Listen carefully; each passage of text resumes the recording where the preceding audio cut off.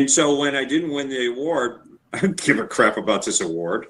I decided I flew the lady out. She was so emotionally attached to it. For over a decade, they were the dream team of classic car TV. You couldn't imagine one without the other. On one side, you had Wayne Carini, the charismatic face of the hit show Chasing Classic Cars. He was the treasure hunter, the deal maker, the guy with the golden touch and an almost scary knowledge of automotive history. And on the other, you had Roger Barr, the master mechanic, the quiet genius whose hands could figure out an engine's problem with just a single listen.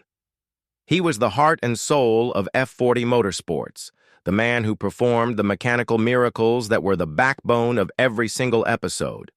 This wasn't some made-for-TV friendship. It was a real bond, forged in oil and steel over nearly 50 years.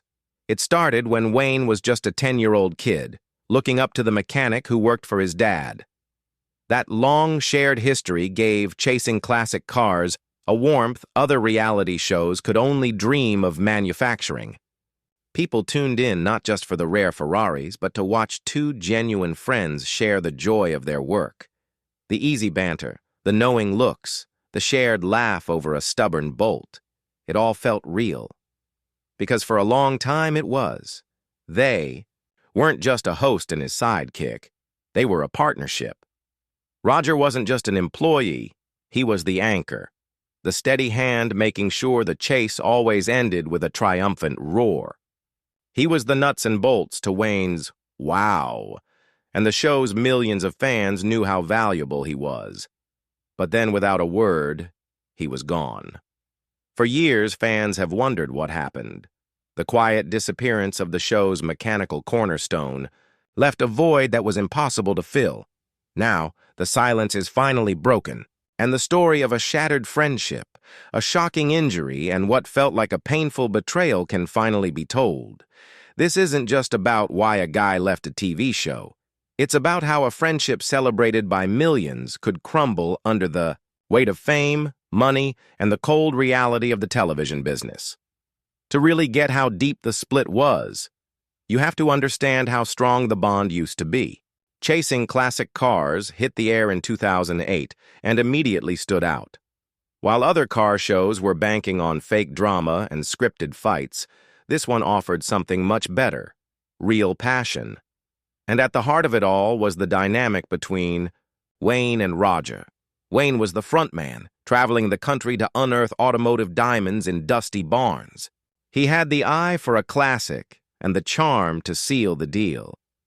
But the real magic started when the cars got back to F40 Motorsports in Portland, Connecticut. That was Roger's kingdom. The show would shift from the thrill of the hunt to the quiet, careful art of restoration. And here, Roger wasn't just an employee, he was a collaborator.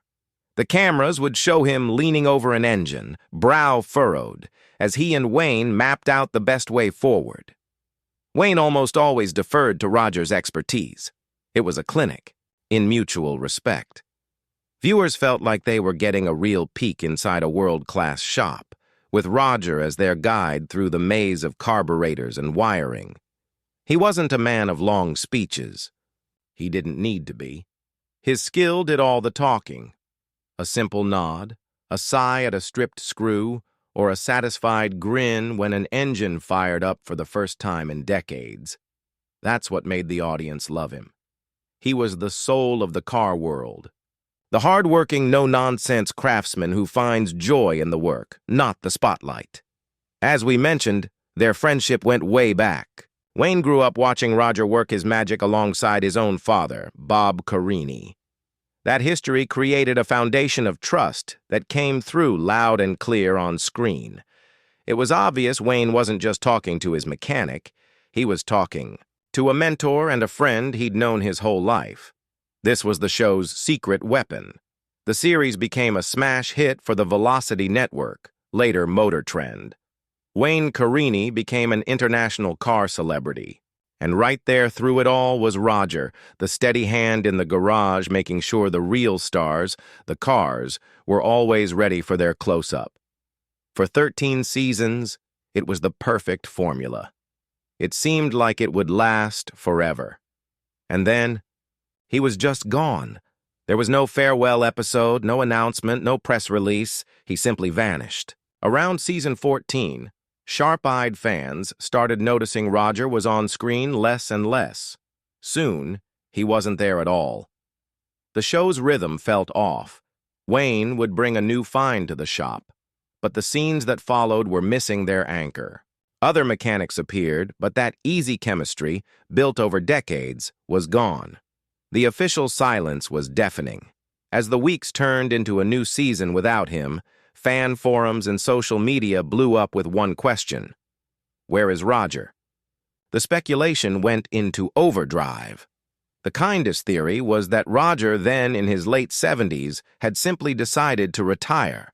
It made sense, and fans wished him well, picturing him happily tinkering in his own garage, free from TV cameras. Others worried about his health, knowing that a lifetime of mechanic work takes a serious physical toll. But as more time passed with no word from Wayne or the producers, the story started to feel off. Why the secrecy? If it was an amicable retirement, why not just say so and thank him for his years of work? That silence created a vacuum, and darker rumors started to fill it. Whispers of a bitter falling out began to spread. Fans who had invested years in what they thought was a real friendship felt cheated. The show that built its brand on being authentic was now hiding something. Roger Barr's absence left a gaping hole not just in the garage, but in the heart of the show. For many, chasing classic cars just wasn't the same. The mystery became a cloud over the series, and it would be years before Roger himself would finally set the record straight. The beginning of the end wasn't a big fight. It was a moment of terrible luck, a workplace accident that nearly cost him everything. While working in the F40 garage, Roger got a cut on his leg. It seemed minor, the kind of thing a mechanic shrugs off. But this time was different. The wound got infected, and the infection was vicious. It quickly blew up into severe cellulitis, a bacterial infection that can be deadly. Roger was hospitalized, and things got serious, fast. Doctors were fighting to save his leg. For a man who'd spent his life on his feet, whose entire career depended on being able to work on cars, the idea of amputation was a nightmare. Here he was, in his late 70s, fighting the battle of his life. This was him at his most vulnerable. Not the unflappable mechanic on TV, but a man facing a terrifying health crisis. And it was right here, in this moment of fear and pain, that the first real cracks in his friendship with Wayne Carini started to appear. At first, there was contact. But as Roger's hospital stay dragged on, he has said the calls and visits from his friend and boss got less frequent, and then stopped completely. The man he'd known since he was a boy, the man he'd built a TV empire with, seemed to vanish when he needed him most. As Roger lay in that hospital bed, thinking he might lose his leg and his livelihood, he felt completely abandoned. This health crisis was the catalyst that would strip away the friendly on-screen image and reveal the uncomfortable truth of their relationship. He was no longer a partner. He was becoming a problem. As Roger slowly started to recover, the physical pain was replaced by a different kind of pain, financial trouble. And this is where the truly shocking details about his deal with chasing classic cars came out. The first bombshell was stunningly simple. For his 13 seasons on a global hit TV show, Roger Barr was never paid a dime for being on camera. He got his regular salary as a mechanic at F40 Motorsports, but no talent fees, no appearance money, nothing extra for being a central part of the show that made the network and its star a fortune. Think about that. While the show's popularity exploded, Roger's pay remained that of a salaried mechanic. He was essentially an unpaid television star. All the expert advice, all the hours under hot studio lights, it was just considered part of his day job. This became a huge problem when he was sidelined from work and facing a mountain of medical bills. This led to the second bombshell, the one that really set the fan community on fire. A GoFundMe campaign was started to help Roger with his medical costs. It wasn't started by the network or by the show's star. It was started by a fan who heard about what happened. The Roger Barr Medical Fund was a huge success, as thousands of viewers, shocked to learn about his situation, rushed to help. It was an amazing show of support. But it also raised an ugly question. Why was this even necessary? Why did a man from a hit TV show need a crowdfund to pay for bills from an injury that happened at his job? The public reaction was a mix of sympathy for Roger and pure outrage. The story that this was a wholesome, authentic car show began to crumble, replaced by a darker one that looked a lot like exploitation. To many, it seemed like a loyal man had been used for his talent and then tossed aside when he got hurt. For Roger, this was the heart of the betrayal. It wasn't just the money. It was the feeling of being abandoned. He began to feel that as the show got bigger, a wedge was driven between him and Wayne.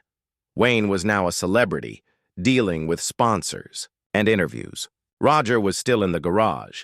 His world was wrenches and grease, not contracts and cameras. He felt his opinion no longer mattered. The collaborative spirit was gone, replaced by a corporate structure where he was just an employee. To add insult to injury, Roger later revealed other financial disputes over unpaid money and even a conflict over the ownership of his own tools. The picture that emerged wasn't a simple misunderstanding. It was the slow, painful death of a friendship under the pressure of fame. It's a shocking story, and if you agree, do us a favor and hit that like button and subscribe for more stories the industry doesn't want you to know. Because what happened next was perhaps the coldest part of this entire saga. After surviving a life-threatening infection and the fear of losing his leg, Roger Barr fought his way back to health. His only goal was to return to the F40 Motorsports garage. Despite the emotional strain and the silence from Wayne, he missed the work. He was, after all, still an employee, and he expected to go back to his workbench. He waited for a call to discuss his return. The call never came. Instead, the mail did. In his mailbox, Roger found a letter. It wasn't a get-well card. It was a formal, impersonal letter of termination. After nearly 50 years of service and friendship, his job was being ended with a piece of paper. This was the final blow. The letter confirmed his worst fears. The friendship wasn't just strained, it was over. The partnership wasn't on pause, it was dissolved in the coldest way possible. No final conversation, no handshake. No acknowledgement of a half-century of shared history. Just a letter. To Roger, this was the ultimate betrayal. It was a clear message. You're done here. The act of firing a man through the mail right after he recovered from a serious on-the-job injury removed any doubt about what happened. This wasn't a friendly parting of ways. It was a termination. When the news got out, it solidified the story that had been building for years. The quiet genius of chasing classic cars had been chased away himself, not by a desire for a peaceful retirement, but by a termination letter that marked the end of an era. After a split like that, many people would have faded into a bitter retirement. But that's not Roger Barr. His story doesn't end with a termination letter. Instead, it turns into a story about resilience. Stripped of his TV role and his job, Roger did what he's always done. He went back to work. He found a new home at Paddock Car Restorations in New Britain, Connecticut. It was a huge shift. He was leaving behind the cameras, the fame, and the drama. He was going back to his roots, to a place where the only thing that matters is the quality of the work. At the Paddock, Roger didn't just find a new job. He found a community that valued him for who he is. Reports from his new workplace paint a picture of a man who is happy, respected, and doing what he loves. He's surrounded by fellow craftsmen who revere his legendary skills. He's no longer a supporting character in someone else's show. He's a master in a garage full of peers, working on his own terms. This new beginning is the real end to Roger's story. It's a quiet but powerful victory. He may have lost the high-profile TV gig, but he got his peace of mind back. He traded celebrity for authenticity. His new chapter proves that his identity was never tied to a TV show. He was Roger Barr, master mechanic, long before the cameras showed up, and he remains one long after they left. His legacy isn't about his absence from a TV show, but his resilience. He showed that true success isn't always measured in ratings, but in dignity, respect, and the simple joy of doing what you love. The story of Roger Barr and Wayne Carini is more than just behind-the-scenes drama. It's a cautionary tale about what fame and business can do to even the strongest friendships. For years, their partnership was the gold standard.